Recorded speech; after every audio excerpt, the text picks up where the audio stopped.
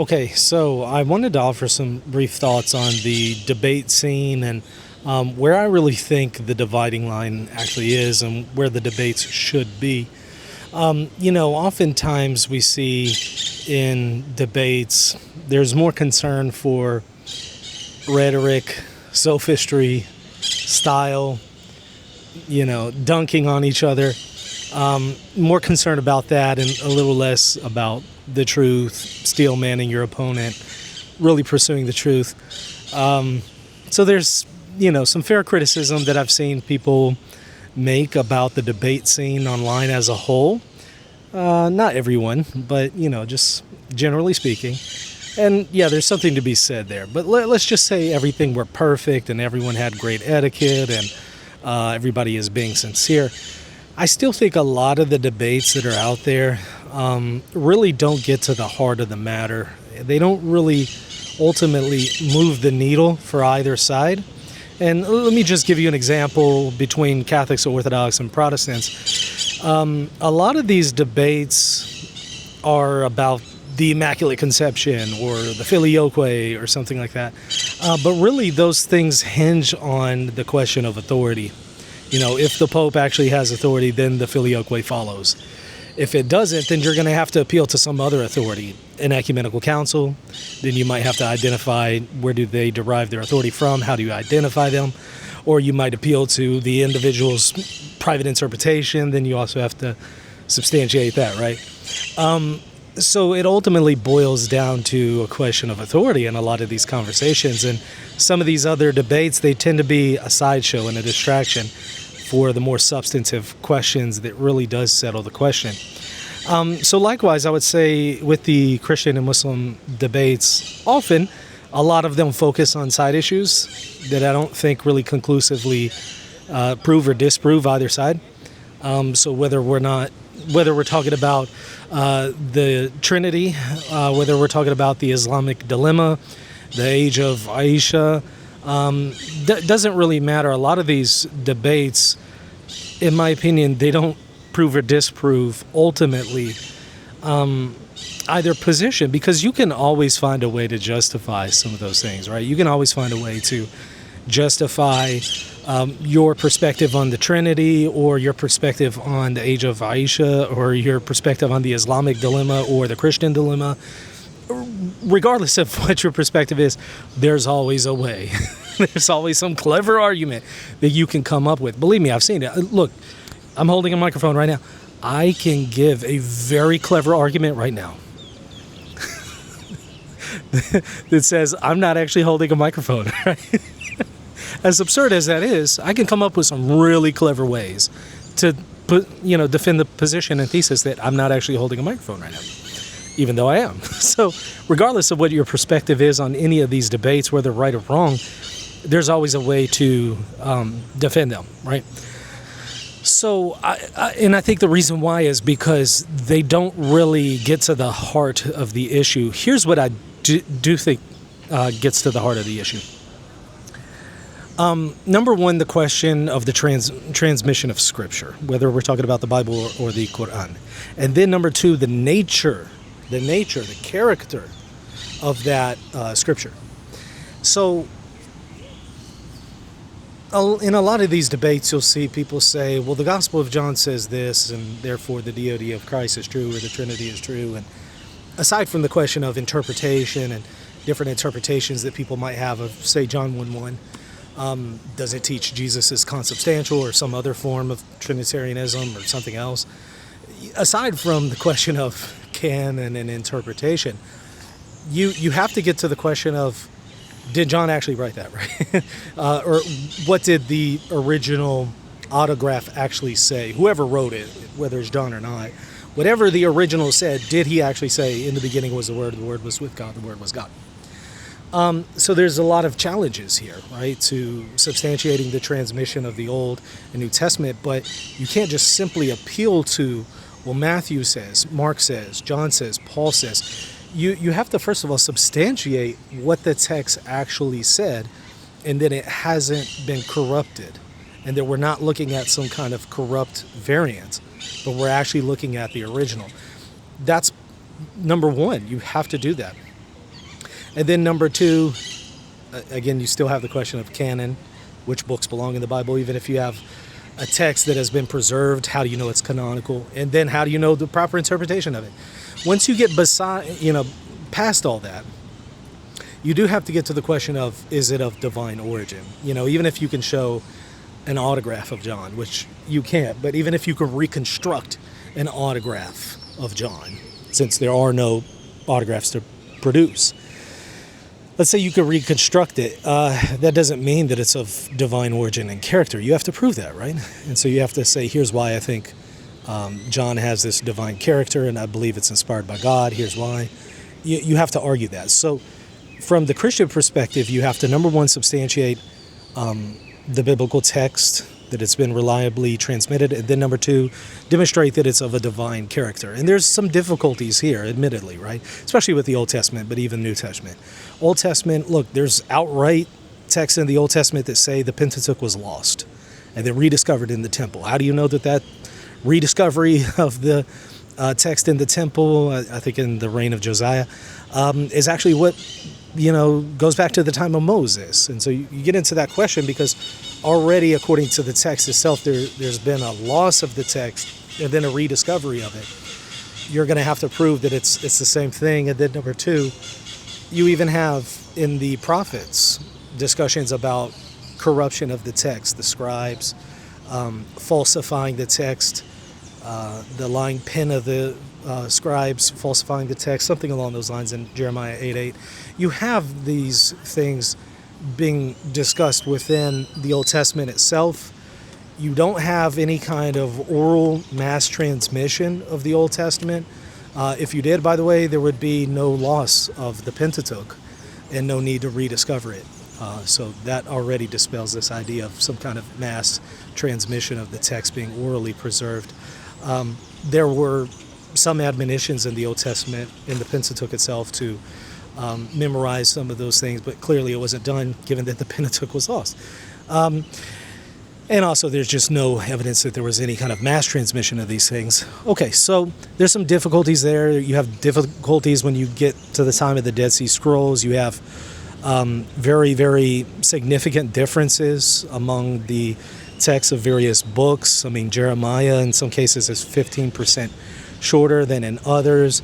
Septuagint versions versus Masoretic text versions versus non-aligned texts that don't line up with anything we've ever seen before, whether we're talking about some proto-Masoretic text, whether we're talking about the Septuagint, whether we're talking about something that's unique to the Dead Sea Scrolls, whether we're talking about something that is the way that the New Testament handles the Old Testament and quotes it. There are texts that we've discovered that don't align with anything we've ever seen before. And the earlier we go back, there's more diversity in the text we see, according to the scholars. And so the point is, there are some difficulties that have to be addressed there, significant difficulties. And you have massive time gaps between the earliest manuscript of the Pentateuch, say in 2nd century BC, versus when it was supposed to have been authored by Moses, or in that time period. And so there's a lot of space there, a lot of gap, and when we look at the earliest text, there is a lot of diversity. So it leaves the question open, how much diversity has there been, and can we reconstruct the original? Most scholars that I've seen, whether they're believing Christians or not, will admit that there's significant difficulty in reconstructing the Old Testament, and many of them believe that it can't be reconstructed. But that's a different conversation. But those are the things that have to be discussed, right, in these debates. Same for the New Testament. I mean, we might have, we don't have anything from the 1st century. We have some fragmentary manuscripts of, for example, John, and just a few verses of John in P52, arguably mid-2nd century, and maybe a few other fragments. We're just talking about a few verses in the 2nd century, and that's it. 3rd century, you start to get into some complete books of the New Testament, but not an entire New Testament in a complete form. Some books are still not fully preserved in the 3rd century. You have to wait until pretty much after the Council of Nicaea, mid-4th century, somewhere around there, with the great unsealed texts. That's when you start getting complete copies of all the books of the New Testament, as well as some non-canonical books. So you have that difficulty, right? You have to demonstrate that it's been reliably transmitted and preserved. There's difficulty in appealing to the patristic tradition because the references and citations of the church fathers on the text of the New Testament makes it even more difficult and muddies the waters. Oftentimes doesn't really bring clarity to the transmission of the text. They have significant variance in the way they're quoting the text, and they're not quoting it from memory or some kind of mass transmission through oral tradition.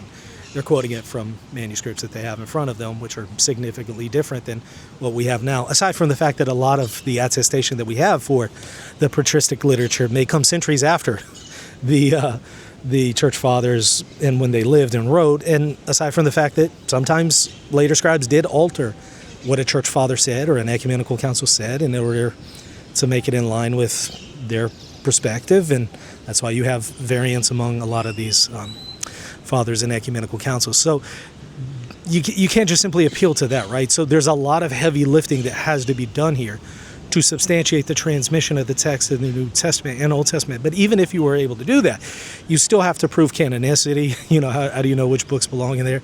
The proper interpretation, and most importantly, the divine character. Even if you have a perfectly preserved text, you have to establish, but is it revealed by God? I can write down right now on a piece of paper 2 words, 3 letters each, and every single day copy it for a whole year. And I could probably get 100% accuracy if it's only 2 words, 3 letters, and I copy it once a day for 1 year. I could probably get 100%, okay? I'm pretty confident about that. That's not, however, the size of the New Testament, but the point is, I can have a perfectly preserved tradition of those 2 words, right? That doesn't mean that God wrote those 2 words. That doesn't mean God inspired me. So you still have to, after you've substantiated the transmission of the text of the Bible, you have to demonstrate the divine character of it, and then, of course, get into the conversation of canonicity and interpretation. So there's a lot of work that has to be done here, and there's also a lot of work that has to be done on the Muslim side. Of course, a lot of Muslims will appeal, of course, to the Quran and say that you're supposed to follow Muhammad and his sunnah, his example, his way of life, that is fleshed out in hadith, and there's a whole science of hadith. You have to demonstrate that. You have to prove that. And then, of course, you have to prove the Quran itself, right?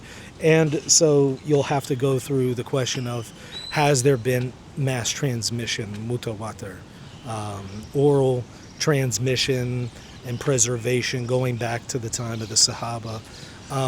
And also, what do you do with variants? You'll have to get into the ahruf and qira'at and, anomalies and alternative readings and the Mushaf of Ibn Masud and stuff like that.